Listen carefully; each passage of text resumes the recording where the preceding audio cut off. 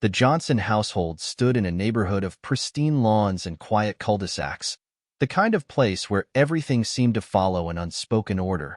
Inside, however, that order was about to be tested in ways its residents hadn't foreseen. The Johnsons had recently hired a nanny, Clara, to care for Ava, their 6-year-old adopted daughter. Ava's unique needs had pushed them to seek outside help, yet there was an unease in Mrs. Johnson's gaze as she welcomed Clara to her new role. Clara was a warm, spirited young woman with a natural ability to connect with children, a quality that seemed to shine even brighter around kids with additional needs. She was accustomed to helping families adapt to the challenges of disabilities, and her experience had taught her patience and adaptability. She'd taken the job out of a genuine desire to support Ava, sensing from the moment she met her that there was much more to the girl than her physical limitations. Ava, with her bright, inquisitive eyes, sat quietly in her wheelchair, her small frame seeming almost lost in it. Her condition, cerebral palsy, had affected her movement, making daily tasks challenging. But her disability didn't dampen her curiosity or the lively spark in her eyes. Ava observed Clara intensely, as if trying to understand this new presence in her life.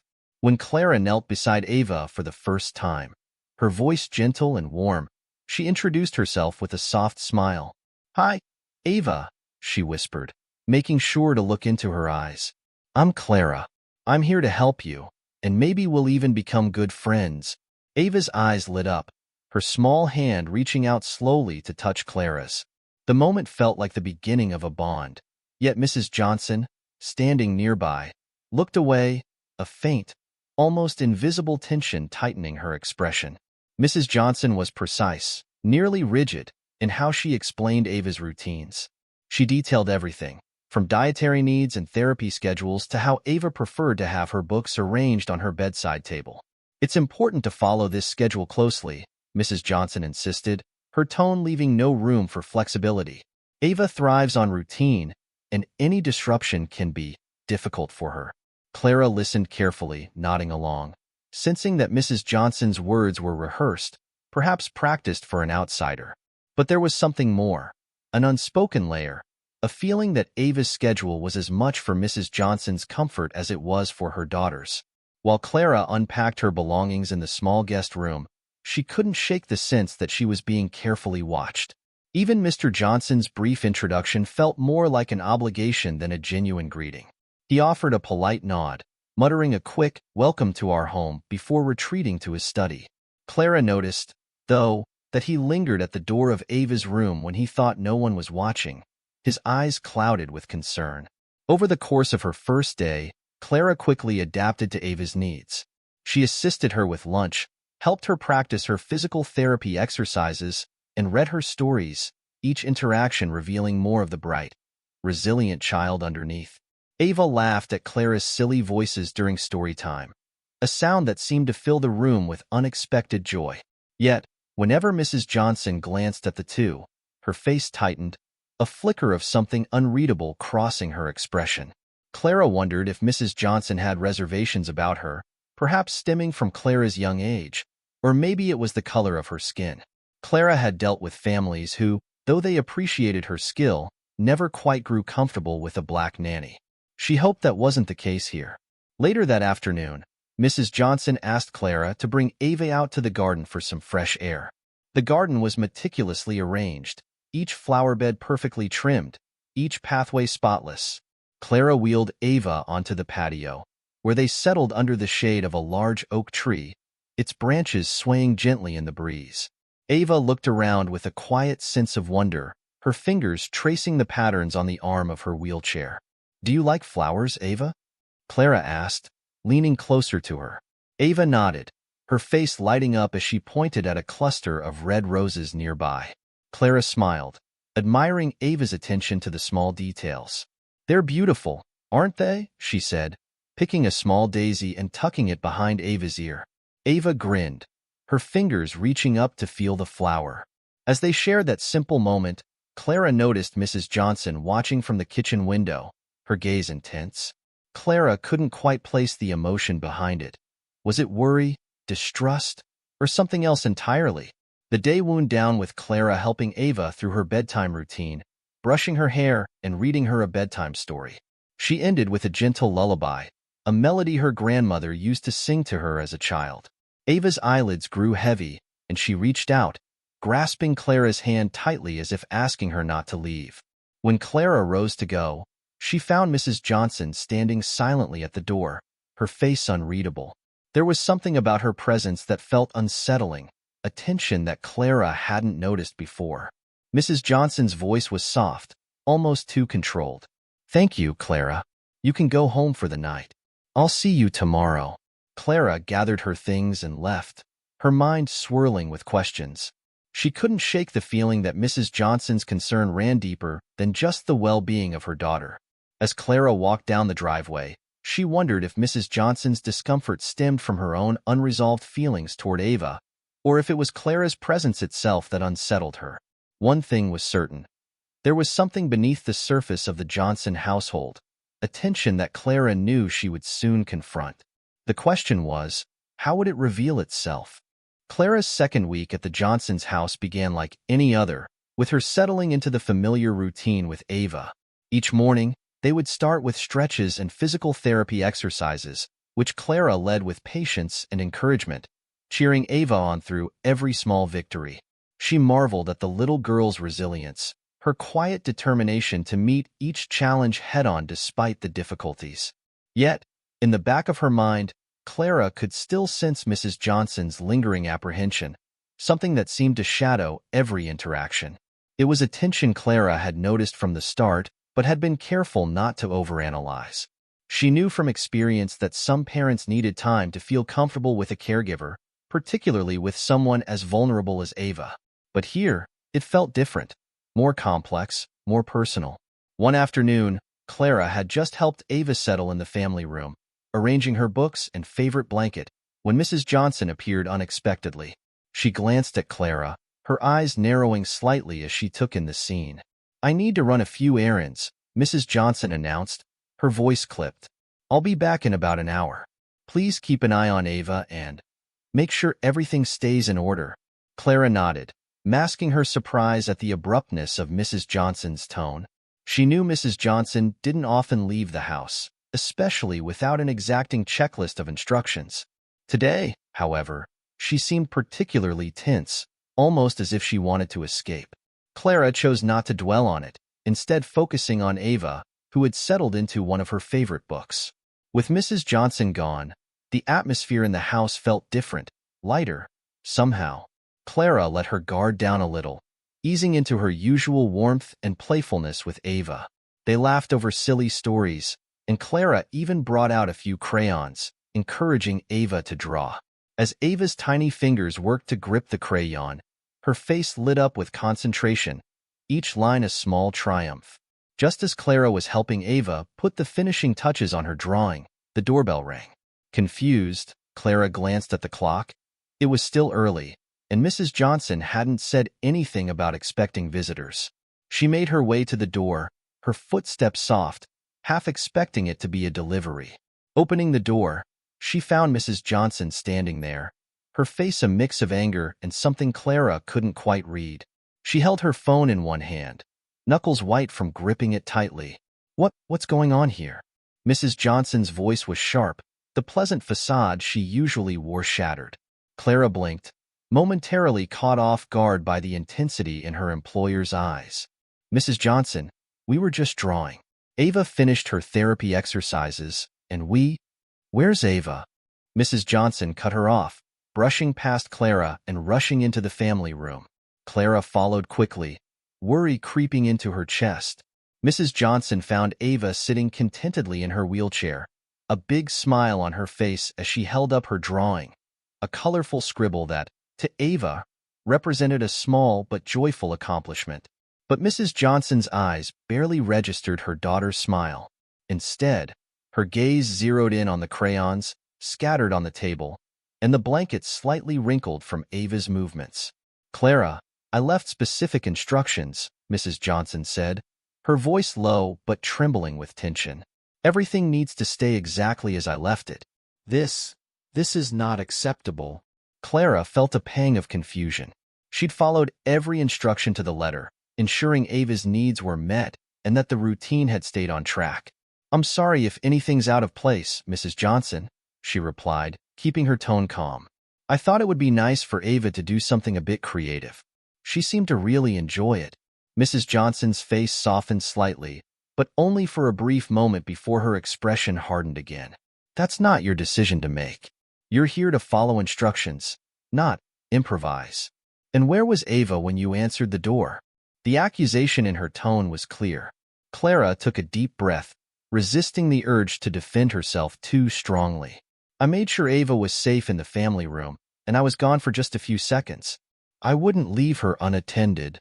Mrs. Johnson's eyes narrowed, as if weighing Clara's response. "I hired you to care for my daughter, to follow the structure we've created for her well-being. I expect you to respect that. And for future reference, you don't answer the door. If someone comes, ignore it unless you know they're expected." The intensity of her words struck Clara, the underlying distrust evident in every syllable. It wasn't just about the crayons or the door. It was something deeper, a doubt that went beyond Clara's actions. Clara felt the weight of Mrs. Johnson's scrutiny, an unspoken accusation hanging in the air. "I understand, Mrs. Johnson," Clara replied, her voice calm but firm. "I'll make sure it doesn't happen again." Without a word, Mrs. Johnson nodded curtly, her eyes lingering on Clara with an intensity that felt almost invasive. She seemed ready to say something more, but instead turned her focus back to Ava, her expression softening only slightly as she brushed a stray hair from her daughter's face. As Clara gathered her things to leave that evening, she couldn't shake the encounter from her mind. The ease and laughter she'd shared with Ava felt tainted, overshadowed by Mrs. Johnson's unexpected hostility. It was clear that, in Mrs. Johnson's eyes, Clara wasn't just the hired help. She was an outsider, someone to be watched and scrutinized. Before heading out, Clara passed by the family room, where Ava sat quietly, still clutching her crayon drawing. She caught Clara's eye and waved, her small hand moving in a slow, deliberate arc. Clara smiled, her heart swelling at the simple gesture. But as she closed the door behind her, a sense of unease settled over her. It was clear that Mrs. Johnson's concerns went beyond Ava's well-being or safety. There was something deeper, something Clara could only hope to understand in time. And as she walked down the driveway, the evening air cool against her skin, Clara knew one thing for certain. She would have to tread carefully from now on. Mrs. Johnson's unexpected return had been a warning, and Clara couldn't ignore the feeling that things were about to get even more complicated. The next morning, Clara arrived at the Johnsons' house with a renewed sense of caution. The events of the previous day still lingered, and she couldn't shake Mrs. Johnson's pointed tone or the way her eyes had seemed to dissect every aspect of Clara's interaction with Ava.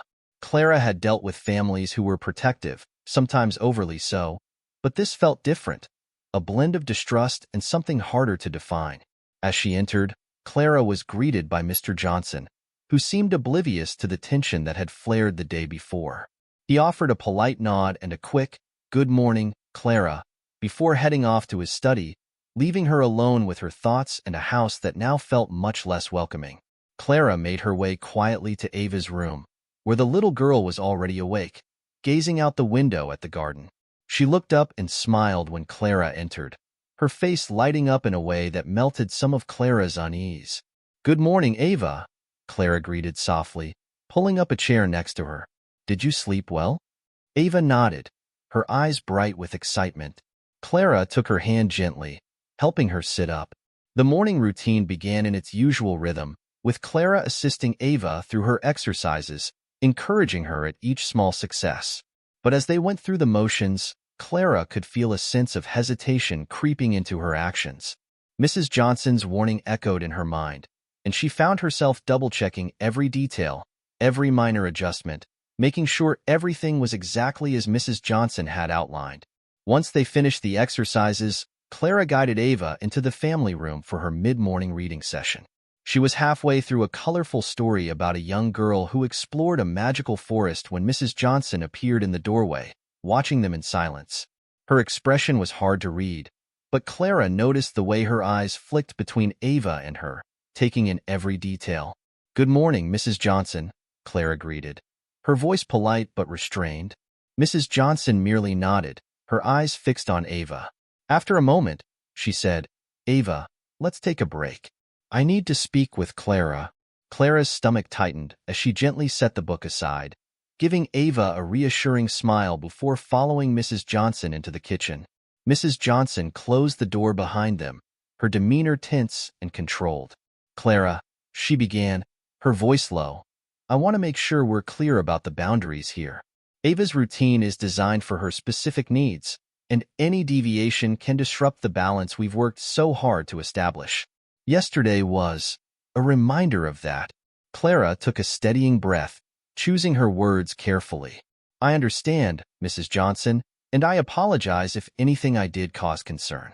I'm here to support Ava, and my only goal is to make sure she feels comfortable and happy." Mrs. Johnson's gaze softened, if only for a second, but her next words were laced with a quiet intensity. "I know you mean well, Clara, but you need to remember that this is my daughter. Her care has always been my responsibility, and it's difficult to let someone else take over, even if only in part." Clara nodded, her understanding deepening. She had heard similar sentiments before, but Mrs. Johnson seemed to carry an unspoken weight, a sense that went beyond ordinary protectiveness. "I assure you, Mrs. Johnson, I'm here to follow your guidance and do what's best for Ava. I care about her well-being deeply," Clara said, her voice sincere. She wanted Mrs. Johnson to see her commitment, to understand that she wasn't here to replace anyone, only to support. Mrs. Johnson nodded, her eyes distant. "I appreciate that. Just be mindful. Ava's life has enough challenges without unexpected changes. I hope you understand." Clara nodded, feeling both the severity of the warning and the frustration bubbling beneath it. She had dedicated her career to caring for children like Ava, and yet here, she felt as though every step forward was met with invisible barriers. The rest of the day passed quietly, each activity feeling more restrained under Mrs. Johnson's watchful eye. The moments of ease and laughter that Clara and Ava shared now felt tinged with an unspoken caution. Ava seemed to sense it, her usual excitement dulled as she mirrored the guarded atmosphere. Clara tried her best to keep things light, but even Ava's laughter was softer, her gaze drifting towards the door whenever her mother passed by. As Clara left that evening, her mind raced with thoughts of the day. She couldn't help but feel that Mrs. Johnson's distrust ran deeper than the typical protectiveness she'd encountered in her work. It was almost as though Mrs. Johnson saw Clara as an intruder, someone who threatened the fragile order she had built around Ava. But why? Clara's intentions were clear, and her commitment to Ava's well-being was genuine. That night, Clara sat alone in her apartment, staring at her reflection in the mirror, wrestling with doubts she hadn't anticipated. She had always taken pride in her ability to connect with families, to become a source of support and reassurance. But here, in this immaculate home with its invisible walls, she felt an isolation she couldn't ignore. For the first time in her career, Clara began to question her place. She wanted nothing more than to help Ava, to see her smile and grow, but Mrs. Johnson's scrutiny was making that connection feel like a transgression. Clara resolved to keep her focus on Ava, to follow every instruction to the letter. Yet, deep down, a question lingered. How long could she stay in a place where every action felt like an offense? Clara returned the next morning, a renewed determination guiding her. She would do whatever it took to prove her value, to show Mrs. Johnson that she was there for Ava and nothing else. But as she stepped through the door, greeted once again by Mrs. Johnson's unreadable gaze, Clara realized that this wasn't just about following orders. It was about challenging assumptions, confronting fears, and breaking through barriers that had nothing to do with Ava's needs. As Clara settled into the day's routine, a quiet determination settled over her. She would win Mrs. Johnson's trust, one small act at a time. And in doing so, she would prove not just her worth, but Ava's, her resilience, her joy, her ability to flourish, even in the face of the rigid structures that tried to contain her. But Clara couldn't know that her resolve would soon be tested in ways she never anticipated. The following week would bring an unexpected confrontation, one that would lay bare the underlying tensions that had been simmering beneath the surface. And as the day wore on, She couldn't shake the feeling that, whatever happened next, there would be no turning back. As Clara continued her work at the Johnsons' house, her days settled into a strained, tense rhythm. She followed Mrs. Johnson's instructions meticulously, adhering to every part of the schedule without deviation.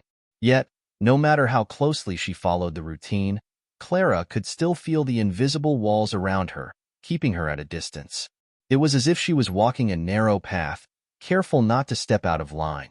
In the following days, a new dynamic started to emerge. Mrs. Johnson's scrutiny became even sharper, her observations almost constant. She would find small, seemingly inconsequential things to criticize. The way Clara arranged Ava's toys, the choice of stories she read aloud, even the tone of her voice when she spoke to Ava. Each correction came with a polite but firm reminder of her authority, a silent reinforcement of the boundaries Clara was not to cross. Ava, perceptive as always, seemed to feel the tension as well. She grew quieter, her usual laughter and enthusiasm fading. Clara could see the effect this environment was having on her, and it broke her heart to see Ava retreat into herself. But Clara knew she had to stay composed, to shield Ava as best she could from the unspoken tension that filled the house. One evening, after helping Ava to bed, Clara was tidying up when she heard the sound of hushed voices coming from the study. Curious, she moved closer, just within earshot, recognizing the voices of Mr. and Mrs. Johnson. Their words were muffled, but the frustration in their tones was unmistakable. "I don't understand why you're so critical, Lydia," Mr. Johnson said, his voice weary. "Clara has been doing her job well. She's good with Ava, and you know how hard it was to find someone with her experience." Mrs. Johnson's reply was sharper, laced with irritation. "It's not about her experience, Mark. It's other things. I just don't feel comfortable. I don't think she understands how we do things here, and I can't ignore that." Clara felt a chill run down her spine, a pang of hurt at hearing Mrs. Johnson's words. She backed away from the door, her heart pounding as she returned to the kitchen. She had always tried to make herself an invisible presence in the households where she worked, someone who was there for support, not to disrupt or challenge. But here, it seemed that her very presence was a disruption, an unspoken threat to whatever Mrs. Johnson sought to control. The next day, as Clara arrived, she noticed something new. A young woman sitting in the living room with Mrs. Johnson. Dressed in business attire, she carried a small folder and spoke in a calm, professional tone. Clara hesitated, her curiosity piqued, before Mrs. Johnson noticed her arrival. "Ah, Clara," Mrs. Johnson said, her voice surprisingly composed. "This is Natalie. She's a family therapist who's worked with us in the past. I thought it would be good for her to spend some time with Ava." Clara blinked, taken aback. In her experience, families often brought in additional support, but it was unusual to hire both a nanny and a therapist for such close, daily interaction. The thought nagged at her, leaving her wondering whether this arrangement was truly for Ava's benefit, or if Mrs. Johnson saw it as a way to keep Clara under closer supervision. Natalie smiled politely, introducing herself. "I'm here to observe Ava's daily routine and see how she's adjusting," she explained, her tone professional but friendly. "I work closely with children like Ava, helping them develop emotionally and socially." Clara nodded, doing her best to hide her unease. She wasn't against additional support for Ava, but she couldn't ignore the feeling that Natalie's presence was part of Mrs. Johnson's attempt to maintain control, a way to monitor Clara even more closely. Throughout the day, Natalie shadowed Clara's every move, taking notes and observing each interaction with Ava. Clara could feel Natalie's eyes on her, assessing, analyzing, and it made her interactions with Ava feel strained and mechanical. Where there had once been laughter and ease, there was now a tension that Ava seemed to sense, her usual smiles growing rare and cautious. By afternoon, Natalie had taken over much of the care routine, suggesting adjustments and occasionally stepping in to redirect Clara's actions. Clara did her best to remain cooperative, but with each intervention, she felt her connection with Ava slipping away. Natalie's professional approach, though well-meaning, left little room for the warmth and affection that Clara had worked so hard to build. That evening, after Natalie had left, Clara lingered by Ava's bedside, feeling the weight of the day settle heavily on her shoulders. Ava looked up at her, her small hand reaching out, as if sensing Clara's distress. "Will you be here tomorrow?" Ava asked softly, her voice tinged with uncertainty. Clara forced a smile, taking Ava's hand gently. "Of course, sweetie. I'm here for you, and nothing will change that." Ava seemed reassured, her eyes closing as she drifted into sleep. But as Clara stood up, she couldn't shake the feeling that things were already beginning to change. Mrs. Johnson's insistence on Natalie's presence, her quiet resistance to Clara's role, it all pointed to a deeper conflict, one that Clara feared would only grow more intense. On her way out, Clara was stopped by Mrs. Johnson, who had been waiting by the door. Her expression was unreadable, her voice measured as she spoke. "Natalie will be spending a few more days here," Mrs. Johnson informed her, her tone leaving no room for discussion. "I think it will be beneficial for Ava, and for you as well. She can provide additional guidance, help us ensure that everything is aligned with Ava's needs." Clara nodded, though her heart ached. She knew that Mrs. Johnson's words were less about Ava's needs and more about her own sense of control, her own doubts about Clara's presence. As Clara walked down the driveway, she felt the walls around her tightening. The job she had taken with such hope and purpose was now slipping into something far more complicated, fraught with hidden expectations and barriers she had never anticipated. She wanted to help Ava, to be the source of stability and care that she knew the little girl needed, but Mrs. Johnson's resistance loomed like an ever-present shadow. In the days that followed, Clara would face new challenges, her dedication to Ava tested as she navigated the growing constraints and silent battles within the Johnson household. And though she didn't know it yet, her patience and resilience would soon be pushed to their limits in ways she never imagined. The following week brought an uneasy shift in the household dynamics. Natalie's presence had become a regular part of Ava's daily routine, shadowing Clara's every move with an air of calm detachment. Though Natalie was cordial and professional, Clara could feel an invisible wedge being driven between her and Ava. Moments that once flowed naturally now felt restrained. The warmth Clara had cultivated overshadowed by an air of scrutiny and subtle correction. Ava, perceptive as always, seemed to sense the tension. Her laughter had become rare, her usual bright demeanor dulled. Clara could tell that Natalie's rigid structure and constant note-taking left Ava feeling monitored, even pressured. It broke Clara's heart to see Ava, a child who thrived on creativity and encouragement, retreating into herself. One day, as Clara was assisting Ava with her exercises, Natalie interrupted, suggesting a new approach. "Let's try having her hold onto the bars a little differently," Natalie said, gently shifting Ava's hands. "It will help her build muscle strength faster." Clara forced a polite nod, swallowing the growing frustration in her chest. She appreciated Natalie's expertise, but her interventions often disrupted the bond that Clara had built with Ava. And more than that, Clara could see that Ava was growing confused, the constant adjustments to her routine making her hesitant, unsure of what was expected. That afternoon, Mrs. Johnson joined them in the family room, observing with her usual watchful eye. Clara noticed how her gaze lingered, a mixture of impatience and judgment shadowing her face. Clara felt her pulse quicken, bracing herself for yet another reminder of her supposed inadequacies. "Ava seems a bit restless today," Mrs. Johnson remarked, her tone clipped as she glanced at Clara. "Perhaps we need to reconsider the approach to her exercises. Natalie, do you have any thoughts?" Natalie nodded thoughtfully. "Actually, I was thinking we could introduce a more structured therapy schedule, something that provides consistent benchmarks. It might help Ava feel more secure." Mrs. Johnson's face softened as she turned to Natalie, her expression a mixture of relief and approval. "That sounds perfect, Natalie. Let's work on that together. Ava needs stability, and I trust your expertise." Clara felt a pang of hurt as she listened, her hands clenching involuntarily. She had spent countless hours with Ava, building a connection based on trust and encouragement, but in this moment, she felt invisible, her contributions dismissed, her presence barely acknowledged. Determined to keep her composure, Clara took a deep breath. "Mrs. Johnson," she began carefully, "Ava's made a lot of progress with our current routine.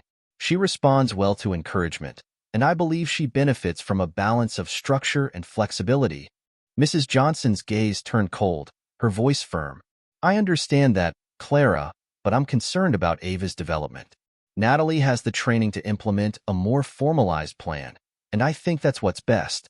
I expect you to cooperate with her recommendations. Clara bit back the urge to protest further, knowing that anything she said would likely fall on deaf ears. Instead, she nodded, forcing herself to appear compliant, though a storm brewed inside her. Over the next few days, the atmosphere grew even more stifling. Natalie took over more aspects of Ava's care, each adjustment a silent assertion of her authority. Clara found herself relegated to a supporting role, her interactions with Ava restricted to brief moments where she could offer only a quick smile or a gentle word of encouragement. She watched helplessly as Ava's spirit seemed to fade, the little girl growing quieter, her gaze drifting to the floor more often than not. But then, one evening, something unexpected happened. Clara was in the kitchen, cleaning up after Ava's bedtime, when she heard a faint sound from the family room. Curious, she approached quietly, peering around the corner to find Ava sitting by herself, her small hands fiddling with the corner of her blanket. She looked up, her eyes meeting Clara's with a silent plea. "Ava," Clara whispered, kneeling beside her. "What's wrong?" Ava hesitated, glancing toward the closed door of her mother's study before speaking in a soft, almost fearful voice. "I don't like when Natalie watches me," she said, her words barely audible. "She makes me feel like I'm doing things wrong." Clara's heart ached at the confession, a wave of empathy washing over her. She placed a comforting hand on Ava's shoulder, her voice gentle. "Ava, you're doing amazing. Don't ever think you're not enough, okay?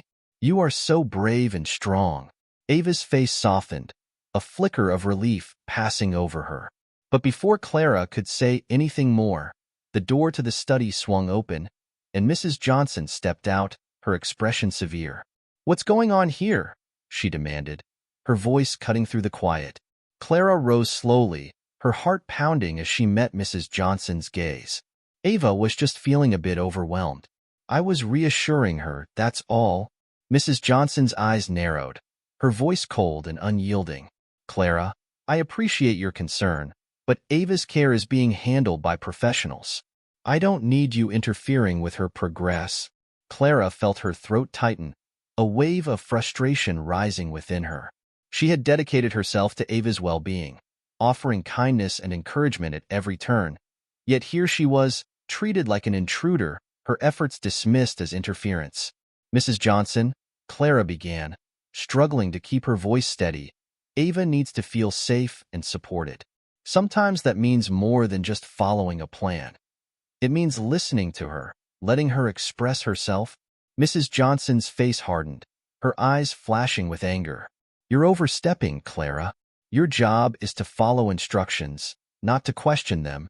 Clara swallowed back her frustration, forcing herself to remain calm. "I understand, Mrs. Johnson, but as someone who spends hours with Ava every day, I feel it's important to share what I observe. She's a child, and she deserves to feel comfortable." For a brief moment, something flickered in Mrs. Johnson's eyes, an emotion Clara couldn't quite identify. But it was quickly replaced by a steely resolve. "I'll decide what Ava needs. Thank you for your input, Clara, but please remember your place here." Clara nodded, though her heart felt heavy, a sense of helplessness settling over her. She knew she was fighting an uphill battle, one where every step forward was met with resistance, every gesture of kindness viewed with suspicion. As she left the Johnsons' house that night, Clara walked slowly, her mind swirling with doubt and frustration. She felt torn, a deep conflict raging within her. She wanted nothing more than to continue caring for Ava, to be the safe presence the little girl so desperately needed. But with each passing day, it became clearer that Mrs. Johnson saw her as an outsider, a disruption to the carefully constructed world she had built around her daughter. Yet, despite the tension, Clara knew she couldn't give up. Ava needed someone who saw her, who believed in her, who treated her with kindness rather than rigid control. And Clara was determined to be that person, even if it meant facing Mrs. Johnson's unrelenting scrutiny. As she looked back at the house, its windows glowing softly in the night, Clara felt a renewed sense of purpose. She wasn't just fighting for her job, she was fighting for Ava's right to be herself, to grow and thrive without fear. The weeks ahead would test Clara's resolve in ways she hadn't anticipated, bringing confrontations and challenges that would push her to the edge. But she would endure, if only for the chance to show Ava that there was a world beyond the boundaries of control and judgment, a world where she was free to be herself. Days turned into weeks, and in the Johnson household, an invisible battle unfolded, each day more strained than the last. Clara continued her work with Ava, maintaining the steady, compassionate presence that the little girl so clearly needed, even as the weight of Mrs. Johnson's disapproval grew heavier. For Mrs. Johnson, this struggle was more than a matter of control. It was a deep-rooted, personal conflict that she rarely voiced, but one that influenced every decision, every look, every judgment. In her study, away from Clara's view, Mrs. Johnson sat at her desk, staring out the window with a contemplative frown. The garden was peaceful, the roses in full bloom, yet her mind was far from serene. The last conversation with Mr. Johnson still replayed in her mind, his disapproval evident in the way he had defended Clara's approach. He didn't understand. No one did, really. To him, Clara was competent and caring, but to her, Clara was a disruption, a figure who undermined the delicate balance she had fought so hard to maintain. Mrs. Johnson had always been meticulous, her life carefully structured to avoid the chaos and unpredictability that had plagued her own childhood. She grew up with a mother who moved from one chaotic relationship to another, a life marked by disorder and insecurity. For Lydia Johnson, order was safety, control was survival, and she applied this belief rigorously to her family, especially to Ava. Ava was everything to her. The moment she decided to adopt a child with special needs, she'd known it would be difficult, that every aspect of their lives would need to be managed with precision. She had spent years researching therapies, developing routines, consulting specialists, all to ensure Ava would have the best possible care. She had structured Ava's life as she structured her own, each moment carefully planned and controlled. But then Clara entered their lives, with her warm smile and gentle manner, her laughter and spontaneous moments with Ava. In Mrs. Johnson's eyes, Clara's approach was dangerously unscripted, an invitation to the kind of unpredictability she had vowed never to allow into her daughter's life. She couldn't ignore the unease that settled over her every time she saw Clara and Ava together, the way Ava's face lit up, how her laughter filled the room in a way it hadn't before. The very connection between Clara and Ava felt like a threat. Mrs. Johnson didn't understand why it unsettled her so deeply, only that it did, in a way she couldn't easily explain. There were nights she lay awake, replaying the day's events, questioning whether her doubts were justified or if they stemmed from something she didn't want to confront. In her heart, Lydia feared that Clara's presence was revealing cracks in the perfect image she had constructed for her family. She worried that her control over Ava's life was slipping, that Clara's kindness and empathy were showing her daughter a world beyond the rigid confines Lydia had created. And if Ava began to see that world, perhaps she would start to question, to yearn for things Lydia couldn't control. One evening, as she discussed Ava's progress with Natalie, Lydia's frustration bubbled over. "Clara, she's not following the plan." "Not really," Lydia said, her voice barely concealing her irritation. "She has this way of going around my instructions, doing things her own way. And Ava's responding to it. I can see it every day. It's like she's changing right in front of me." Natalie raised her eyebrows, nodding thoughtfully. "Change isn't always a bad thing, Lydia. Sometimes a different approach can bring unexpected growth." Lydia's face tightened. "But I don't want unexpected. Ava has a routine, a structure that keeps her stable. I don't need Clara coming in and shifting everything. I didn't hire her to disrupt my daughter's life." Natalie hesitated, clearly aware of Lydia's intensity. "It's natural to feel protective, Lydia. Ava is your daughter, and you want what's best for her. But maybe Clara's methods could help Ava develop in ways we haven't considered." But Lydia shook her head, her mind made up. "No, I can't let that happen. Ava needs consistency, and Clara's presence is becoming more of a problem than a solution. I think it's time I reconsidered how much involvement Clara should have in Ava's daily care. Natalie's expression softened, as though she could sense the pain beneath Lydia's words. Maybe you're right, Lydia, but don't let fear cloud your decisions.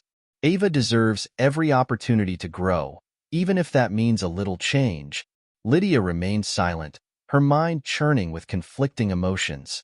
She couldn't let go of her fear, couldn't shake the feeling that her control over Ava's life was slipping.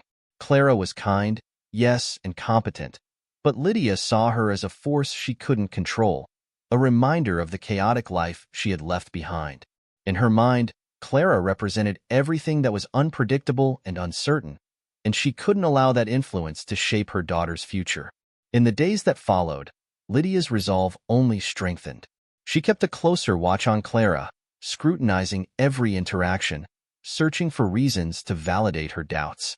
She noted every deviation from the routine, every moment of laughter or spontaneity as evidence of Clara's unsuitability. And with each observation, her sense of control, though strained, felt more secure.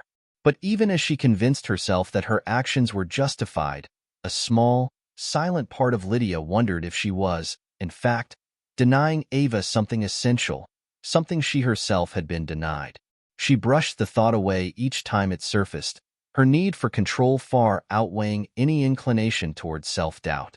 Yet deep down, Lydia couldn't shake the unsettling thought that perhaps, in her quest for order, she was denying her daughter the very joy and freedom she had never known herself. And though she buried this realization beneath layers of pride and fear, it lingered, a quiet, nagging whisper in the back of her mind. As Lydia watched Clara and Ava interact one evening, she made a decision. She would do whatever it took to protect Ava from the uncertainty Clara represented, no matter the cost. Lydia believed, with a fierce, unyielding conviction, that she was acting out of love. But in her pursuit of control, she failed to see that her actions, however well-intentioned, were slowly alienating the one person who could offer her daughter a chance to grow beyond the limits she had set. And while Lydia held fast to her rigid beliefs, Ava's world grew smaller, her laughter quieter, her spirit dimmer. A reality Lydia refused to see, blinded by a need for control that, in the end, served only herself. The following week, Mrs. Johnson's resolve to keep Clara under strict control seemed to soften, at least outwardly. One morning, she approached Clara with a different tone, her expression less guarded. She suggested that Clara take Ava out to the local park for the first time, mentioning how Ava rarely had a chance to explore outside of their usual routine. "I think it might do her some good to be in a different environment," Mrs. Johnson said, her voice measured but with a hint of something that seemed like sincerity.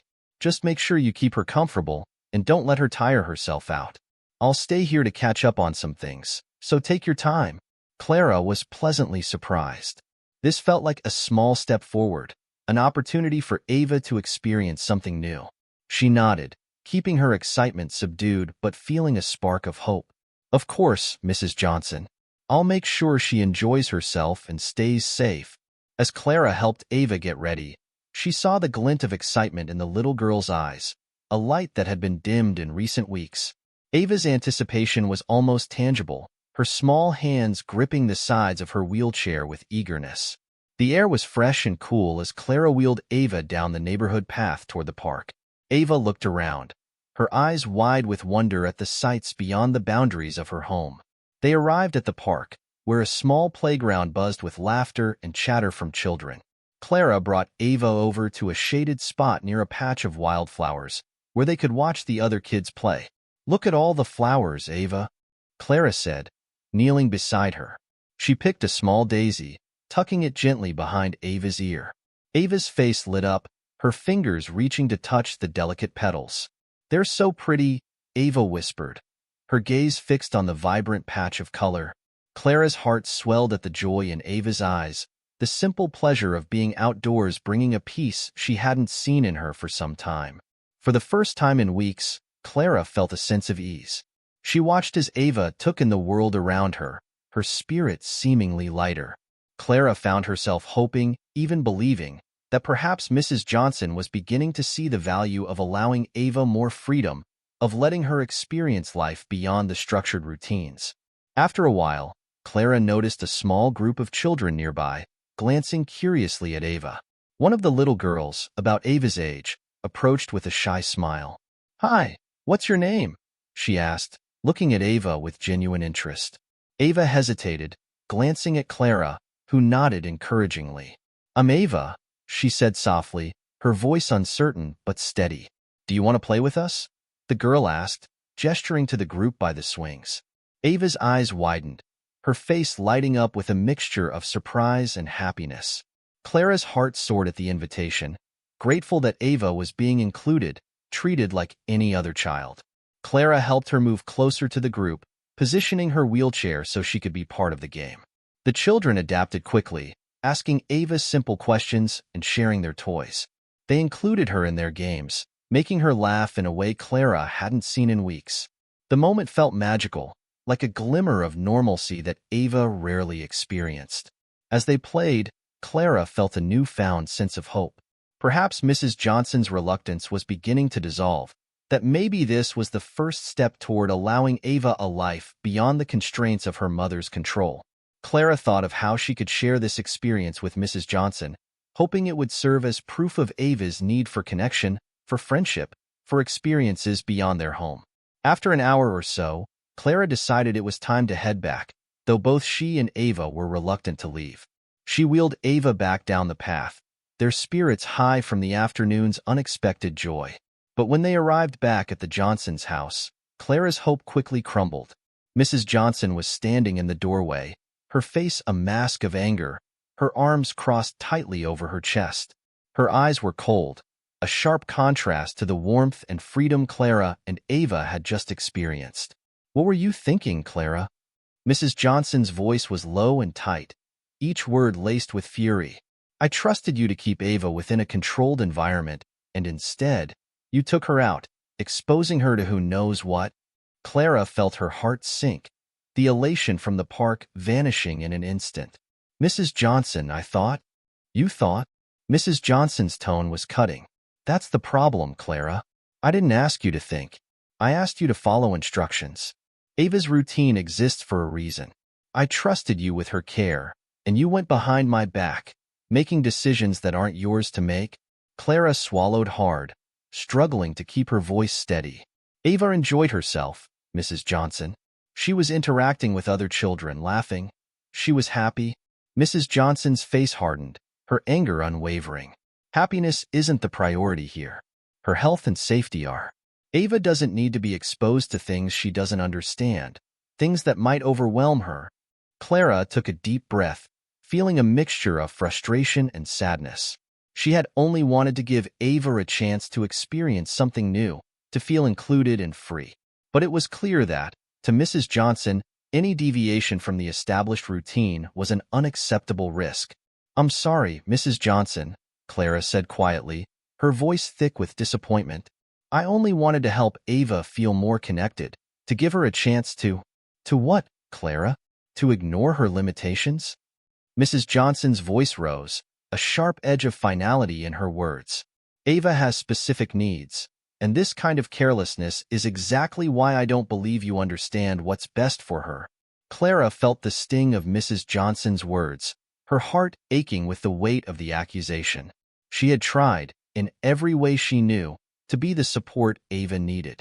But in this moment, it felt like all her efforts had been for nothing, dismissed as recklessness and defiance. Ava looked up at Clara, her face a mixture of confusion and sadness, her small hand reaching for Clara's as though sensing her distress. Clara squeezed her hand gently, a silent reassurance that she wouldn't give up, that she would continue to be there for her. But as Mrs. Johnson's cold gaze bore into her, Clara knew that this moment had shattered something. Her fragile hope that she could bring a sense of freedom and normalcy to Ava's life. She realized, with a painful clarity, that her presence in the Johnsons' home would always be viewed as a threat to Mrs. Johnson's tightly held control. As she walked down the driveway that evening, Clara felt the weight of the day pressing on her, a sense of defeat settling over her heart. She had glimpsed a world of possibilities for Ava, a world where she could laugh, play, and be herself without fear or restriction. But now, that hope felt like a distant, unreachable dream. Clara resolved to keep fighting, to hold on to the moments of connection she could create with Ava, no matter how small. But as she glanced back at the Johnsons' house, its windows glowing softly in the fading light, she couldn't ignore the growing sense that her efforts, however well-intentioned, would continue to clash with a force she couldn't fully understand or change. The days following the incident at the park were marked by a chilling silence between Clara and Mrs. Johnson. Though they exchanged polite greetings, the trust between them had fractured, leaving an unspoken tension that colored every interaction. Clara sensed that Mrs. Johnson's vigilance had only intensified, each glance and observation reminding Clara of her tenuous position in the household. She focused on her work with Ava, finding solace in the moments they shared, though even these were shadowed by the weight of Mrs. Johnson's presence. Clara's resolve to stay connected with Ava deepened. She adjusted her approach, making every interaction intentional, searching for ways to comfort the girl without drawing further scrutiny. Ava seemed to respond, leaning on Clara with quiet dependence, her small acts of trust, a hand reaching for Clara's during therapy exercises, a smile when Clara read her favorite story, giving Clara the strength to endure. One evening, as Clara was tidying up after Ava's bedtime routine, she heard a knock at the door. Startled, she opened it to find Mr. Johnson standing there, a look of quiet concern on his face. "Clara," he began, his tone gentle but serious. "May I have a word?" Clara nodded, feeling a wave of apprehension. Mr. Johnson was usually reserved, rarely engaging in conversations beyond polite greetings, and his sudden request caught her off guard. She followed him to the study, where he gestured for her to sit. "I wanted to talk about what happened the other day," he said, his voice careful. "Lydia mentioned the park incident, and I can see things have been tense since then." Clara met his gaze, searching for any sign of accusation or judgment. But Mr. Johnson's expression remained neutral, a mixture of understanding and concern. "Mr. Johnson, I only wanted to give Ava a chance to experience something new," Clara explained, her voice steady but restrained. "She was so happy to be with other children. I thought, perhaps Mrs. Johnson might see the benefit in letting her have that freedom, even if just for a moment." Mr. Johnson sighed, nodding as he ran a hand through his hair. "I understand, Clara. Believe me, I do. Lydia, she's very protective of Ava. Sometimes I think her need for control comes from a place of fear. Ava's needs are unique, and Lydia worries constantly. It's difficult for her to let go." Clara felt a pang of empathy, understanding the weight of Mrs. Johnson's fears even if she didn't agree with her methods. "I only want what's best for Ava," Clara said quietly. "I'm here to support her, to give her the encouragement she deserves. I respect Mrs. Johnson's perspective, but I believe Ava's happiness is just as important as her routine." Mr. Johnson's gaze softened, a flicker of agreement in his eyes. "I know, Clara. I can see that you care deeply for Ava, and it means a lot to me. I want her to experience joy, to feel safe and supported, just like you do. But Lydia, well, sometimes her concerns cloud her judgment." Clara felt a glimmer of hope at Mr. Johnson's words, a sense that perhaps she wasn't entirely alone in her struggle. She dared to voice the question that had been weighing on her heart. Do you think Lydia could ever see that letting go, even just a little, might help Ava grow?" Mr. Johnson hesitated, his face reflecting a mixture of sadness and resignation. "I wish I could say yes. Lydia's love for Ava is fierce, but it's also rigid. She doesn't see the world the way you or I do. In her mind, protecting Ava means shielding her from any possible risk, any moment of unpredictability. And I don't think she's ready to see things differently." The silence between them grew heavy, each understanding the implications of his words. Clara nodded, her heart sinking as she realized that, despite Mr. Johnson's empathy, Lydia's grip on Ava's life was unlikely to loosen anytime soon. But as they spoke, a new idea began to form in Clara's mind. She would have to be cautious, but perhaps there was a way to continue supporting Ava, to bring joy into her life in ways that might go unnoticed. She knew it would require subtlety, a careful balancing act, but she was willing to try.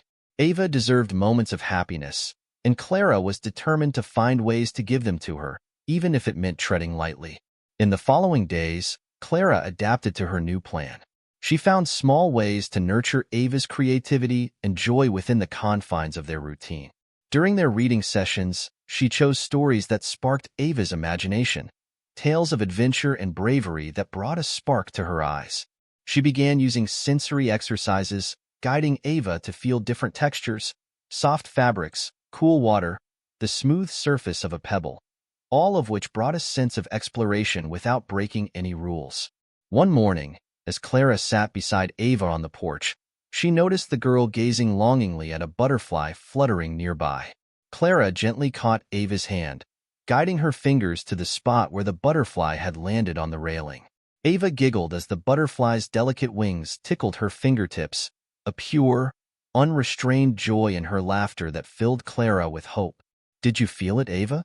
Clara whispered, sharing in her wonder. Ava nodded, her eyes wide with excitement, the experience resonating in a way that only Clara seemed to understand. But despite these small victories, Mrs. Johnson's presence remained a constant reminder of the limitations Clara faced. Mrs. Johnson continued to observe with her usual intensity, scrutinizing Clara's every move, though now her comments were few and far between, an unnerving silence replacing her once vocal criticisms. One evening, Clara found herself alone in the kitchen when Natalie walked in, a curious look on her face. "Clara, I've been meaning to ask, how are you handling things here?" Clara hesitated, aware that Natalie was close to Mrs. Johnson, but something about her expression seemed genuine. "It's complicated," Clara admitted, choosing her words carefully. "I'm here for Ava, and she's the only reason I stay. But it's difficult sometimes, feeling like every step forward is met with resistance." Natalie nodded, a hint of understanding in her eyes. "Lydia can be challenging. She's very particular about control, especially when it comes to Ava. But I can see that Ava is comfortable with you, that she trusts you." Clara glanced at Natalie, surprised by her candor. "I care about Ava deeply. I wish I could do more to help her experience life beyond the limits of her routine." Natalie's face softened, her tone low and thoughtful. "Sometimes change happens in the smallest of ways, Clara. Keep doing what you're doing. Ava needs that connection, and even if Lydia doesn't see it, you're giving her something invaluable." Clara felt a surge of gratitude at Natalie's words, a sense of validation that renewed her determination. She knew that her journey with Ava was far from easy, but with Natalie's quiet encouragement, she felt a new resolve to keep going, to bring light into Ava's life wherever she could. As the days passed, Clara continued her subtle rebellion, planting seeds of joy and discovery in the smallest of moments. She watched as Ava grew more confident, her laughter returning in brief, treasured bursts, each one a reminder of the beauty and resilience within her. But Clara knew that this fragile piece could be shattered at any moment. Mrs. Johnson's watchful eye remained, a silent threat that loomed over every step Clara took. She would have to stay vigilant, to balance her love for Ava with the delicate boundaries Mrs. Johnson had drawn. Yet, even in the face of these challenges, Clara knew she couldn't stop. For as long as she was in Ava's life, Clara would fight to keep her world as open, vibrant, and free as she could manage. And though the future was uncertain, she found strength in each small victory, each moment of laughter and wonder that she and Ava shared. But Clara couldn't know that soon, her efforts would lead to a turning point, one that would test her commitment and force her to confront the very limitations she had worked so hard to navigate. The quiet victories Clara had achieved with Ava were short-lived. Mrs. Johnson's silent observations and strict control over the household routines left Clara constantly on edge, aware that even the smallest deviation could ignite tension. But Clara held fast to her mission, doing her best to balance her respect for Mrs. Johnson's boundaries with the small, meaningful gestures that brought joy to Ava's life. One day, however, a new obstacle arose that shattered the tenuous peace Clara had built. Clara was in the kitchen preparing Ava's afternoon snack when her phone buzzed with a message from her sister. It was unusual for her to receive personal messages during her work hours, but as she glanced at the notification, Her heart sank. The message was brief but urgent. Her father had been admitted to the hospital. Clara felt a rush of panic. Her father's health had been fragile for years, and this news was a reminder of how quickly things could change.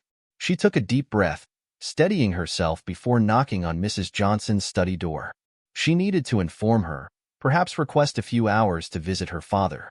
"Mrs. Johnson?" Clara said softly, stepping inside after Mrs. Johnson called her in. Mrs. Johnson looked up from her desk, her expression cool as usual. "Yes, Clara? Is there something you need?" Clara hesitated, trying to keep her voice steady. "I just received a message from my family. My father is in the hospital, and I was hoping to leave a bit early today to visit him." Mrs. Johnson's expression didn't change. She simply regarded Clara with that same detached gaze. "I understand, but you're scheduled to stay with Ava until 5, and she relies on the stability of her routine.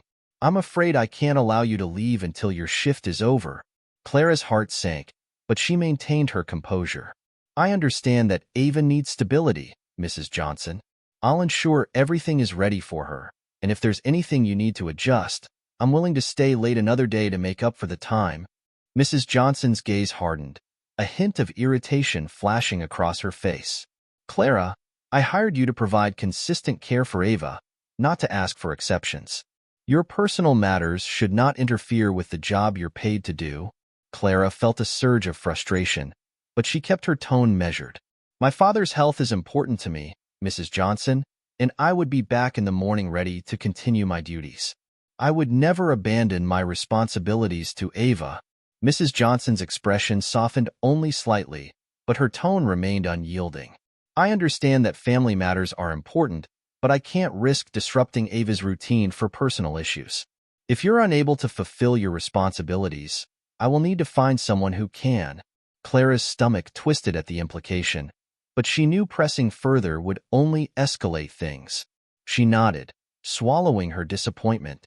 "I understand, Mrs. Johnson. I'll stay until my shift is over."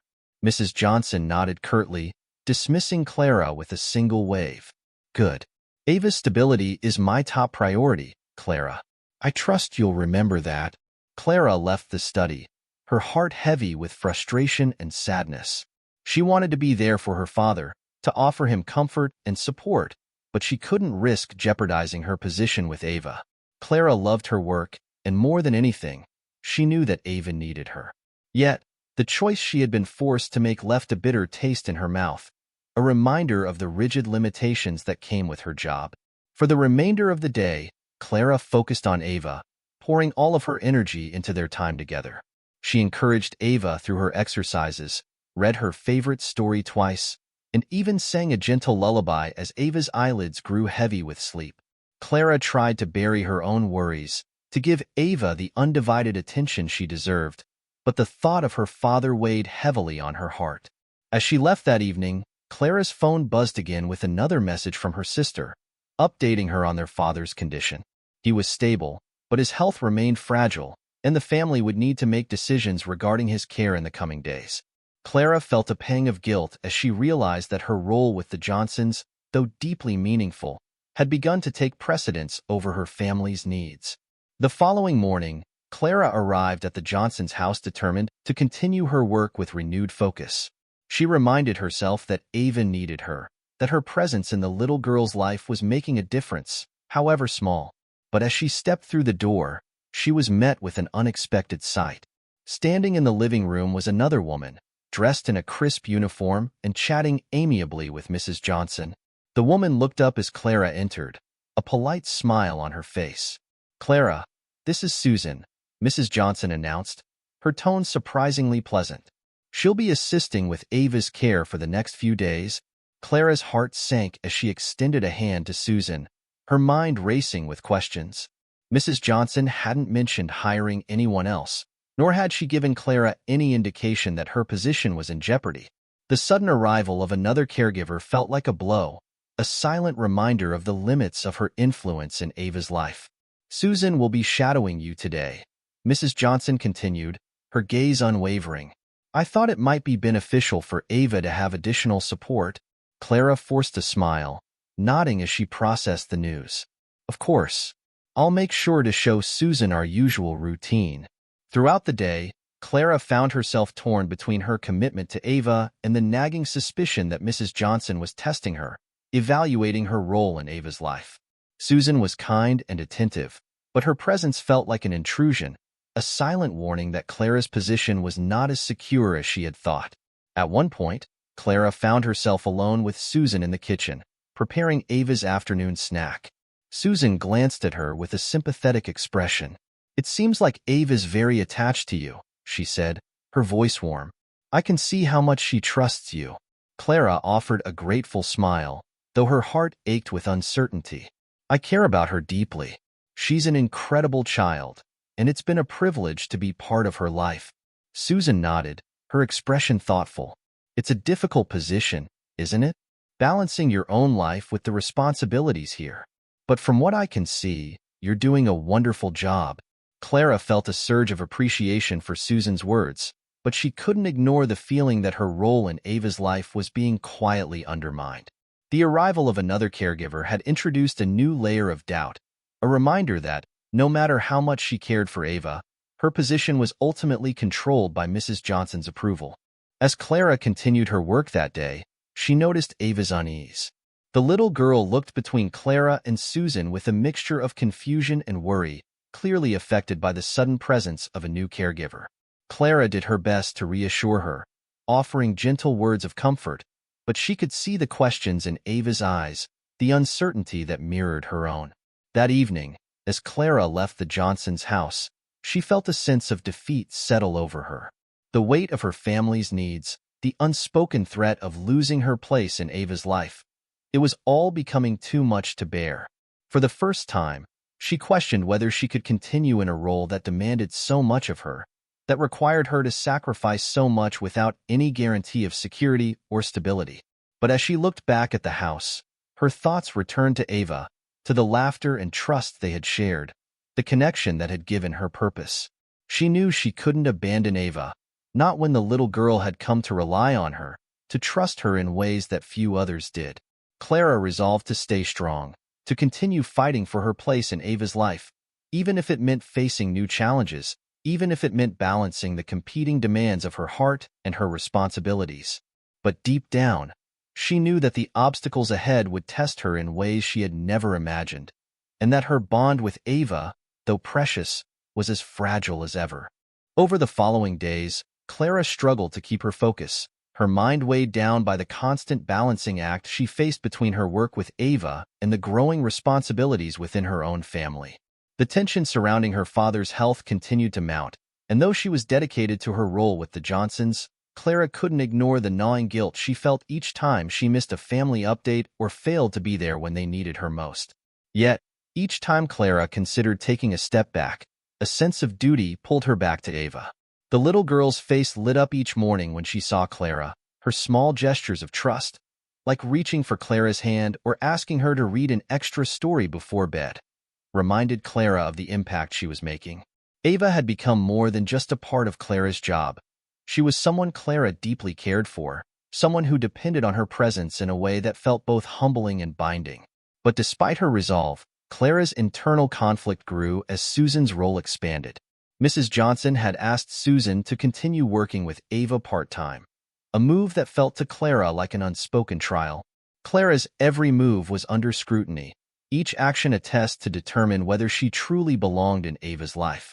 And with Susan's easy rapport with Mrs. Johnson, Clara couldn't help but feel as though her connection with Ava was being slowly chipped away. One evening, Clara sat alone in her small apartment, staring at her phone as another message from her sister appeared on the screen.